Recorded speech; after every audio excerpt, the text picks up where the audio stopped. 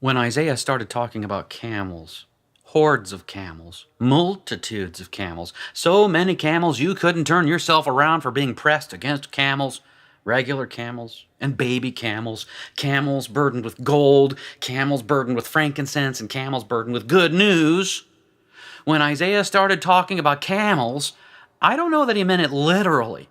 He was thinking figuratively, trying to do as St. Paul was doing, revealing a mystery, and not as Sherlock Holmes, who solves the mystery, but as the apostles and the prophets do. There is a mystery at hand, so that we, the Gentiles, who are minding our own business, who have our noses to the grindstone, who look here and about and see nothing in particular out of the ordinary, so that we, the Gentiles, pick up our noses to see a mystery. Where is he who has been born King of the Jews? The wise men / kings / magi saw a star. And it must have been visible from wherever it is they're from, and they stopped doing whatever it is that wise men / kings / magi do wherever it is they're from. They stopped doing what they were doing, collected gold, frankincense, and myrrh, and they mounted upon their camels, and they rode. To Isaiah's great surprise, it wasn't just poetry. It wasn't just picture language to express a profound and divine mystery. The wise men literally fulfilled his prophecy, riding on camels burdened with frankincense. And with their burdens, they brought another burden, the burden of good news. Where is he who has been born King of the Jews? For those far off, a mystery. The one born King of the Jews, while there was still a perfectly good King of the Jews named Herod. The one born King of the Jews is the answer to the longing of the human heart. From the darkness, camels came to those who are walking in darkness, and they say to us, "We saw a light." He is the answer to the longing of the human heart, and he is revealed as a mystery. The Son of God, born of a virgin, King of the Jews, Savior of the world. We should throw a party.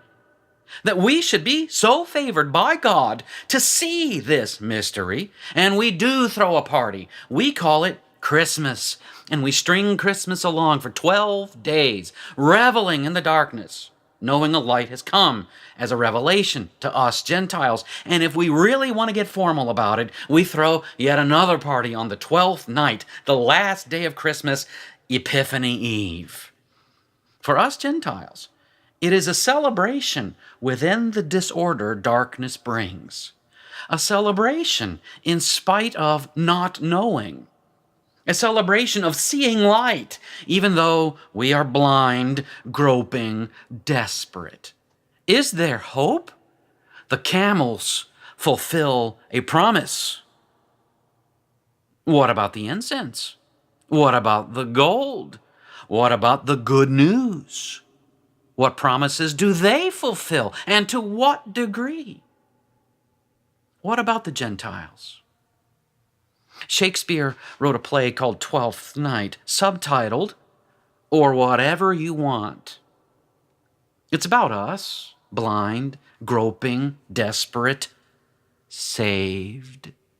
It begins with a shipwreck. One survivor makes it ashore, a young woman, a maiden, who finds herself in the faraway kingdom of Illyria.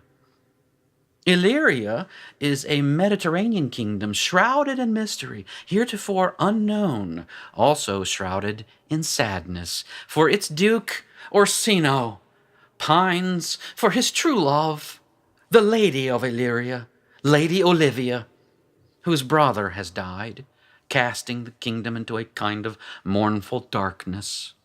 The storm at sea, however, promises to bring change to the many players of the land, for it brings a lost and confused noblewoman, a shipwreck survivor named Viola.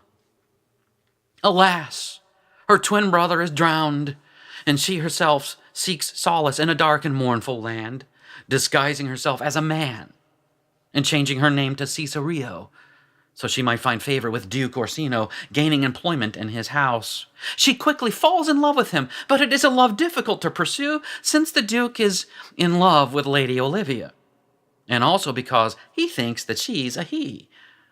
Alas, her unrequited love is increased all the more as she is sent to Lady Olivia by the Duke to deliver love letters from his hand, a magnificent heart of deep and profound love expressed on the paper in her very hand, rejected by the still bereaved Lady Olivia, who in fact falls in love with Caesarea, who is really Viola, who was really in love with Orsino, and now everyone is miserable and confused. Alas, alas!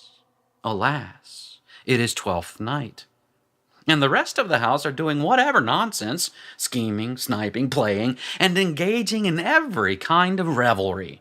It is some kind of party, and as the wine bottles empty, the music gets louder, and the steward is disturbed.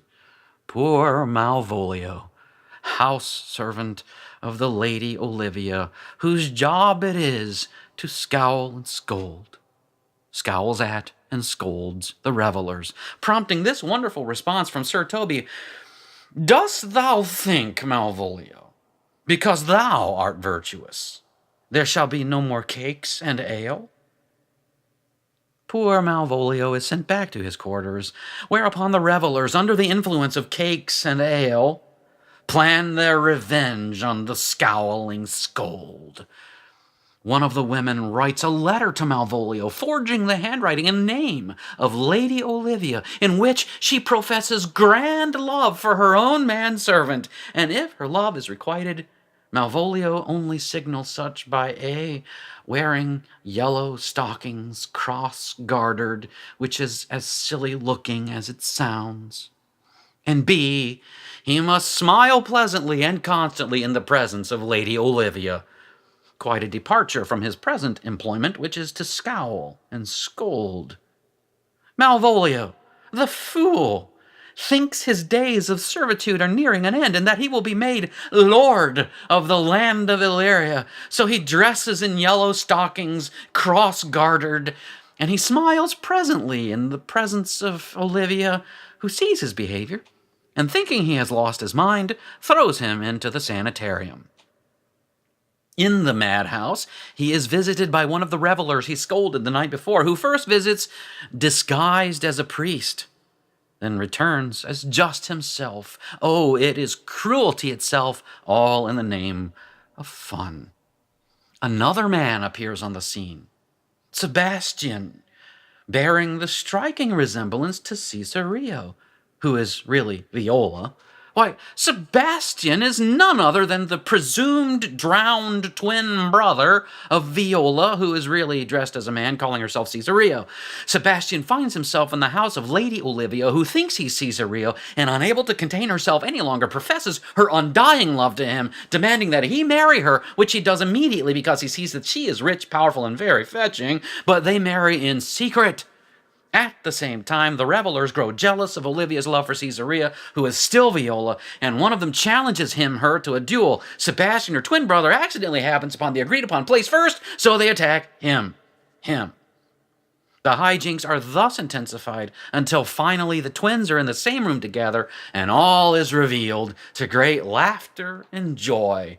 Orsino marries Viola, her brother is already married to Olivia, and someone finally remembers to fetch poor Malvolio from the insane asylum, who scowls, scolds, and storms off. 12th night, or whatever you want. The chaos of the Gentiles, the raging storm of the nations, women dressing as men, commoners dressing as holy priests, a handful of love triangles, all intertangled. Disorder in the house. Why, a servant thought he would marry into nobility. The very idea. Chaos, confusion, and disorder. But it is 12th night, the evening before the light would shine. How is it that this mysterious land, the kingdom of Illyria, would find its rest in all's well that ends well? Instead of murder and mayhem, as in the known land of Verona, Italy, where Romeo and Juliet were driven mad by romantic love and drank the poison. What is different in the mysterious land? Whatever it is hidden. But whatever it is a benevolent will, something that desires its people to find order, to find love, to find peace with each other. Whatever it is a light shining in darkness. Something greater than camels is here. Where is he who has been born King of the Jews?